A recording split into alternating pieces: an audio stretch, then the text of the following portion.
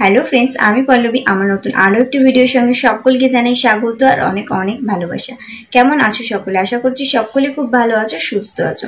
আজকে প্রেগনেন্সির খুব একটা গুরুত্বপূর্ণ বিষয়ের উপর ভিডিও নিয়ে চলে এসেছি, আর সেই বিষয়ের উপর অনেক কটা টিপস তোমাদের সাথে শেয়ার করব।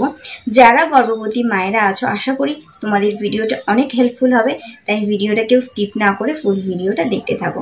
আর আজকে তোমাদের সাথে আমি শেয়ার করব গর্ভাবস্থায় গর্ভবতী মায়েরা কি ধরনের খাবার খেলে বা কি কি খাবার খেলে তাদের গর্ভস্থ সন্তানের ওজন খুব দ্রুত বৃদ্ধি পায় বা পরিপূর্ণভাবে বৃদ্ধি পায়।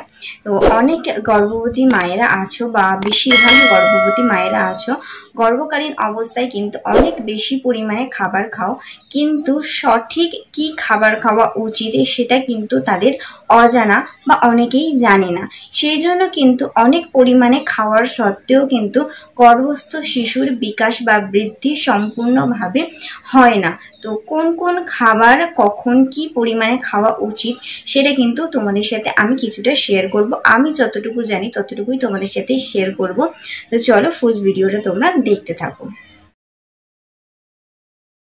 তো দেখো, গর্ভকালীন অবস্থায় কিন্তু প্রত্যেকটা মায়েরা আল্ট্রাসাউন্ড রিপোর্ট করাতে যায়, আর এই আল্ট্রাসাউন্ড রিপোর্টেই কিন্তু বাচ্চার বৃদ্ধি বা বিকাশ কতটা হচ্ছে সেটা দেখা যায়। আল্ট্রাসাউন্ড রিপোর্ট করাতে গিয়ে যদি কোনো মা দেখে যে তার সন্তানের বৃদ্ধি বা বিকাশ ঠিকমতো হচ্ছে না, তখন কিন্তু সেটা তার জন্য খুবই চিন্তার বিষয় হয়ে দাঁড়ায়। আর গর্ভের শিশুর বৃদ্ধি বা বিকাশ কি কারণে হচ্ছে না তার কিন্তু অনেক কতগুলি কারণ রয়েছে। সেই কারণগুলি তোমাদের সাথে আজকে আমি আলোচনা করব।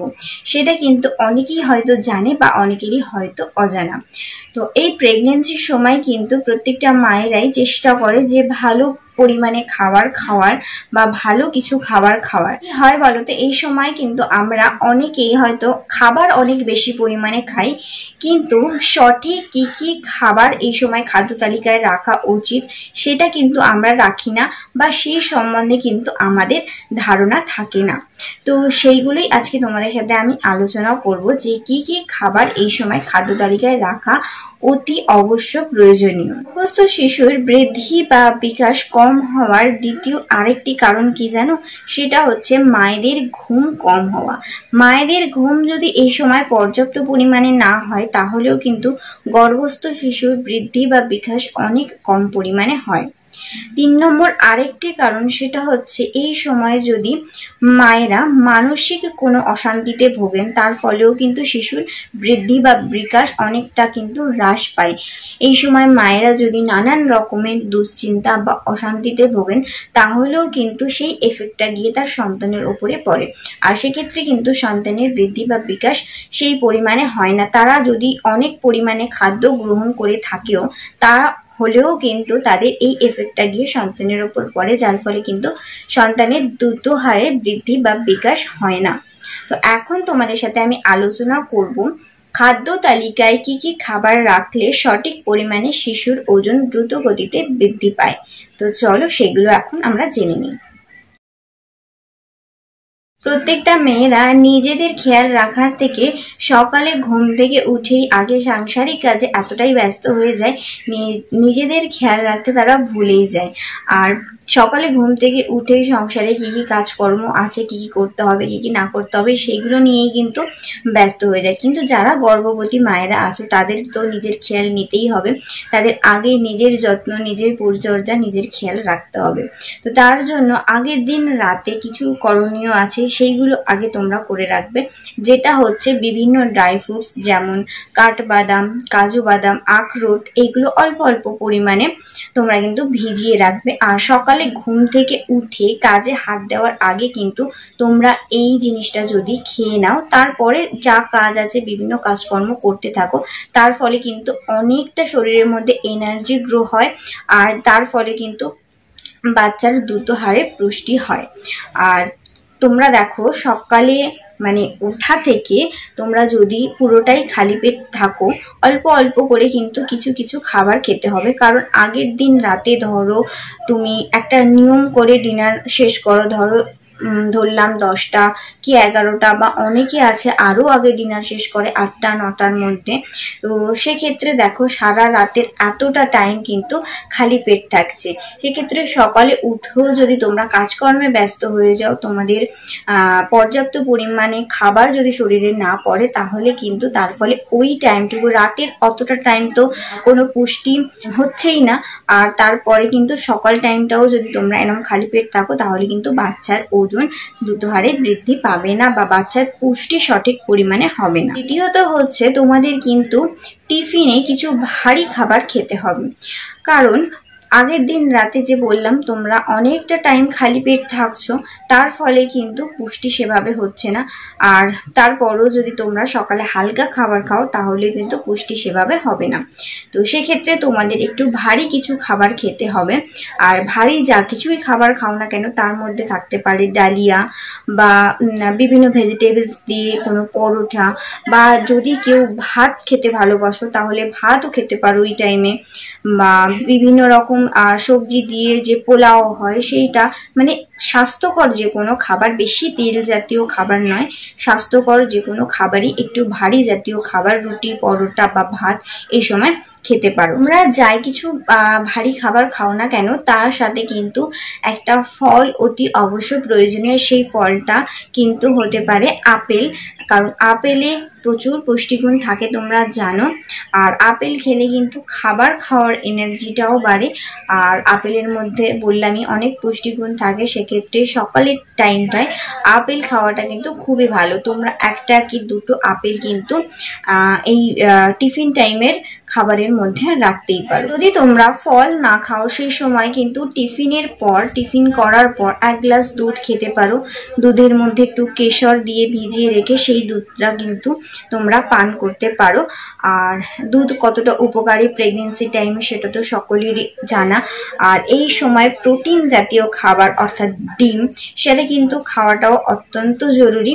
আর ডিমটা কিন্তু সকলেই কাছে শুনেছি, বা আমিও যেটা প্রেগনেন্সি টাইমে করেছিলাম, 4 মাসের পর থেকে কিন্তু ডিমটা খাওয়া শুরু করেছিলাম। তো 4 মাসের পর থেকে কিন্তু তোমরা একটা করে অথবা দুটো করে ডিমও খেতে পারো প্রোটিনের জন্য। এটা কিন্তু খুবই ভালো, দুধ আর ডিম। প্রেগনেন্সির সময় আরো একটি প্রোটিন সমৃদ্ধ খাবার হলো ঘি। অবশ্যই কিন্তু খাঁটি ঘি খাওয়ার চেষ্টা করবে। এটা যদি তোমরা অল্প অল্প পরিমাণে খেতে পারো, তাহলে কিন্তু অনেকেই খেতে পারে না এই সময়, একটা গা বমি ভাব সেটা তো থাকেই, অনেকেই খেতে পারে না। কিন্তু এটা যদি তোমরা প্রেগনেন্সি টাইমে খেতে পারো, তাহলে কিন্তু এটা বাচ্চার দ্রুত হারে ওজন বৃদ্ধির জন্য অনেক জরুরি। নেক্সট আর একটা খাবারের কথা তোমাদেরকে বলবো, যেটা খেলেও কিন্তু গর্ভস্থ শিশুর বৃদ্ধি বা বিকাশ খুব ভালো পরিমাণে হয়। বিশেষ করে গর্ভস্থ শিশুর হাড়ের গঠন খুব ভালো হয়, সেটা হচ্ছে ক্যালসিয়াম যুক্ত খাবার। সকলেই জানো ক্যালসিয়াম কিন্তু হাড় গঠনে সহায়তা করে, হাড় বৃদ্ধিতে সহায়তা করে।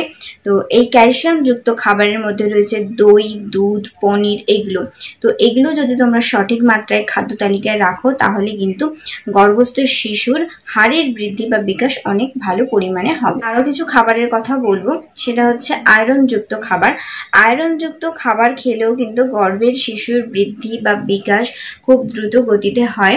তোমরা আয়রন যুক্ত খাবারও খাদ্য তালিকায় রাখার চেষ্টা করবে। আয়রন যুক্ত খাবারের মধ্যে রয়েছে লাল শাক, সবচেয়ে যেটা উপকারী লাল শাক, বিট, কাঁচা কলা, এইগুলো কিন্তু তোমরা খাদ্য তালিকার মধ্যে রাখার চেষ্টা করবে, যার ফলে কিন্তু গর্ভস্থ শিশুর বৃদ্ধি বা বিকাশ খুব দ্রুত গতিতে হতে পারে। আয়রন যুক্ত খাবার কিন্তু শরীরকে ফ্রেশ রাখতেও খুব সহায়তা করে। যে খাবারটার কথা বলবো সেটা হচ্ছে ভিটামিন সি। সকলেই জানো প্রত্যেকটা মানুষের শরীরে কিন্তু ভিটামিন সি খুবই গুরুত্বপূর্ণ। আর গর্ভবতী মহিলাদের ক্ষেত্রেও কিন্তু ভিটামিন সি অনেক গুরুত্বপূর্ণ, কারণ বাচ্চাদের শরীর গঠনে ভিটামিন সি কিন্তু অনেক সহায়তা করে। তো সেক্ষেত্রে তাদের দ্রুত বৃদ্ধি বা বিকাশের জন্য কিন্তু ভিটামিন সি যুক্ত খাবার খাওয়াটা অনেক জরুরি।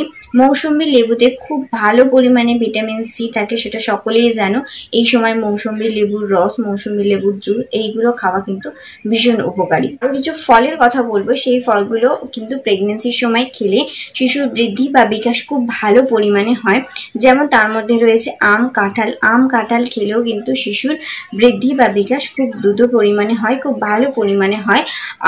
আর একটা সবচেয়ে গুরুত্বপূর্ণ যেটা, সেইটার বিষয়ে কিন্তু অনেকেরই ভুল ধারণা আছে। এটা কিন্তু অনেক জায়গায় আমি দেখেওছি, শুনেছি অনেক কারোর মুখে। তো সেটা হচ্ছে প্রেগনেন্সির সময় নাকি কলা খাওয়া যায় না, কিন্তু না, এটা একদমই ভুল ধারণা। বরং কলার মধ্যে আরো অনেক বেশি পুষ্টিগুণ থাকে, যার ফলে কিন্তু এই সময় যদি কলা খাও তোমরা, বা কলাটা প্রত্যেক দিনের খাদ্য তালিকায় রাখো, তাহলে কিন্তু শিশুর বৃদ্ধি বা বিকাশ খুব ভালোভাবে হয় আর খুব দ্রুত গতিতে হয়। তো এই কলা প্রেগনেন্সির সময় তোমরা খাদ্য তালিকায় রাখার চেষ্টা করবে।